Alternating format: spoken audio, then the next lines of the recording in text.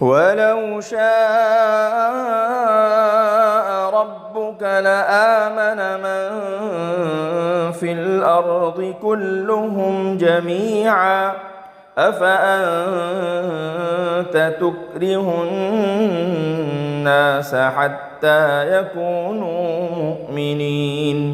اور اگر اللہ چاہتا تو روئے زمین پر بسنے والے سب کے سب ایمان لے آتے، تو کیا تم لوگوں پر زبردستی کرو گے تاکہ وہ سب مومن بن جائیں؟ یعنی اللہ تعالیٰ زبردستی سب کو مومن بنا سکتا تھا، لیکن چونکہ دنیا کے دارالامتحان ہونے میں ہر شخص سے مطالبہ یہ ہے کہ وہ اپنی آزاد مرضی اور اپنے آزادانہ اختیار سے ایمان لائے، اس لیے کسی کو زبردستی مسلمان کرنا نہ اللہ تعالیٰ کا طریقہ ہے نہ کسی اور کے لیے جائز ہے۔ اسی لیے آپ کو یہ قدرت نہیں کہ زبردستی کسی کے دل میں ایمان اتار دے۔ خدا چاہتا تو بے شک سارے کے سارے آدمیوں کے دلوں میں ایمان اتار سکتا تھا، مگر ایسا کرنا اس کی تکوینی حکمت و مصلحت کے خلاف ہے، اس لیے اس نے ایسا نہیں کیا۔ وَمَا كَانَ لِنَفْسٍ أَن تُؤْمِنَ إِلَّا بِإِذْنِ اللَّهِ وَيَجْعَلُ الرِّجْسَ عَلَى الَّذِينَ لَا يَعْقِلُونَ۔ اور کسی بھی شخص کے لیے یہ ممکن نہیں ہے کہ وہ اللہ کی اجازت کے بغیر مومن بن جائے، اور جو لوگ عقل سے کام نہیں لیتے اللہ ان پر گندگی مسلط کر دیتا ہے۔ اللہ تعالیٰ کے حکم کے بغیر کائنات میں کچھ نہیں ہو سکتا، لہذا اس کے بغیر کسی کا ایمان لانا بھی ممکن نہیں۔ لیکن جو شخص اپنی سمجھ اور اپنے اختیار کو صحیح استعمال کر کے ایمان لانا چاہتا ہے، اللہ تعالیٰ اسے ایمان کی توفیق دے دیتا ہے، اور جو شخص عقل اور اختیار سے کام نہ لے تو اس پر کفر کی گندگی مسلط کر دی جاتی ہے۔ گویا خدا کی مشیت و توفیق اور حکم تکوینی کے بغیر کوئی بھی ایمان نہیں لا سکتا، اور یہ حکم و توفیق انہی کے حق میں ہوتی ہے جو خدا کے نشانات میں غور و فکر کرتے ہیں، عقل و فہم سے کام لیتے ہیں، جو لوگ سوچنے سمجھنے کی تکلیف گوارا کرتے ہیں اور اللہ تعالیٰ کی قدرت میں تدبر اور تفکر سے کام لیتے ہیں۔ اور جن لوگوں کو سوچنے سمجھنے کی تکلیف گوارا نہیں، انہیں پھر اللہ تعالیٰ کفر و شرک کی گندگی میں اور اس کے کیچڑ میں پڑا رہنے دیتا ہے۔ گویا کہ وہ ایسے ہیں کہ کفر کی گندگی کو ان پر مسلط کر دیا گیا ہے۔ قُلِ انظُرُوا مَاذَا فِي السَّمَاوَاتِ وَالْأَرْضِ وَمَا تُغْنِي الْآيَاتُ وَالنُّذُرُ عَن قَوْمٍ لَا يُؤْمِنُونَ۔ اے پیغمبر، ان سے کہو کہ ذرا نظر دوڑاؤ کہ آسمانوں اور زمین میں کیا کیا چیزیں ہیں، لیکن جن لوگوں کو ایمان لانا ہی نہیں، ان کے لیے زمین و آسمان میں پھیلی ہوئی نشانیاں اور آگاہ کرنے والے پیغمبر کچھ بھی کارآمد نہیں ہوتے۔ اس کائنات کی ہر چیز کو اگر انصاف کی نظر سے دیکھا جائے تو اللہ تعالیٰ کی قدرت اور حکمت کا شاہکار ہے۔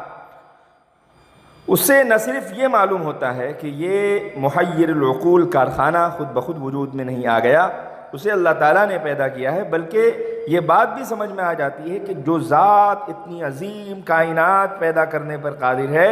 اسے اپنی خدائی کے لیے کسی شریک یا کسی مددگار کی بالکل حاجت نہیں، لہذا وہ ہے اور وہ اکیلا ہے، اس کا کوئی شریک نہیں۔ اس آئینہ خانے میں سبھی عکس ہے تیرے، اس آئینہ خانے میں سبھی عکس ہے تیرے، اس آئینہ خانے میں تو یکتا ہی رہے گا۔ گویا یہ بات اچھی طرح ہمیں سمجھ میں آ جاتی ہے کہ سوچنے اور غور کرنے والوں کے لیے آسمان اور زمین میں خدا کی قدرت و حکمت اور توحید اور اس کو یکتا سمجھنے کی نشانیاں موجود ہے، بلکہ ذرہ ذرہ بلکہ پتہ پتہ اس کی توحید پر، اس کی وحدانیت پر دلالت کرتا ہے۔ لیکن جو کسی بات کو ماننا ہی نہیں چاہتا اور تسلیم کرنا ہی نہیں چاہتا تو ان کے لیے سارے نشانات اور سارے دلائل بیکار ہے، اور ڈرانے والے پیغمبروں کی تنبیہ اور ڈرانے والے پیغمبروں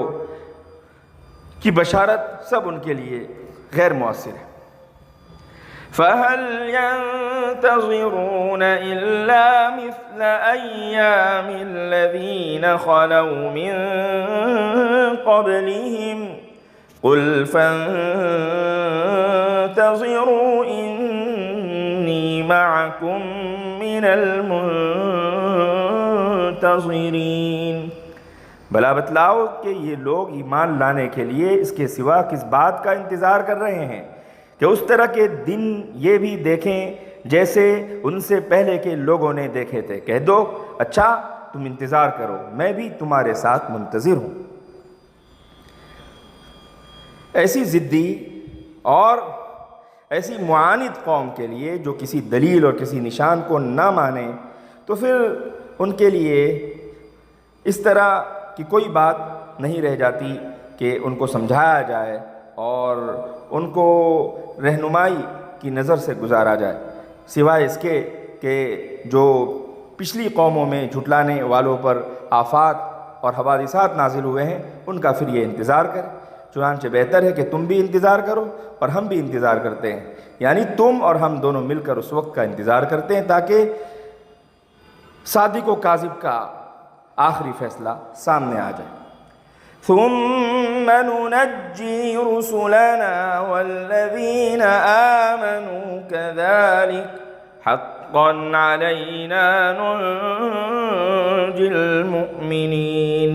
پھر جب عذاب آتا ہے تو ہم اپنے پیغمبروں کو اور جو لوگ ایمان لے آتے ہیں ان کو نجات دے دیتے ہیں۔ اسی طرح ہم نے یہ بات اپنے ذمے لے رکھی ہے کہ ہم تمام دوسرے مؤمنین کو بھی نجات دیں، یعنی جیسے پہلی قوموں کے ساتھ ہماری یہی عادت رہی ہے کہ جھٹلانے والوں کو ہلاک کر کے ماننے والوں اور پیغمبروں اور مؤمنین کو ہم بچا لیتے ہیں، اسی طرح موجودہ اور آئندہ مؤمنین کی نسبت اور ان کے بارے میں بھی ہمارا یہی وعدہ ہے کہ ہم ان کو نجات دیں گے، آخرت میں دردناک عذاب سے اور دنیا میں کفار کے مظالم اور ان کی سختیوں سے۔ ہاں، شرط یہی ہے کہ مؤمنین کے صفات میں باقی رہے اور مرتے دم تک مؤمنانہ صفات کے حامل رہیں، یعنی صفات و خصال ایسے رکھیں جو قرآن و احادیث میں مؤمنین کی بیان ہوئی ہیں۔ اللہ تعالی ہم سب کو قرآن و احادیث میں بیان ہوئے مؤمنین کے صفات سے آراستہ و پیراستہ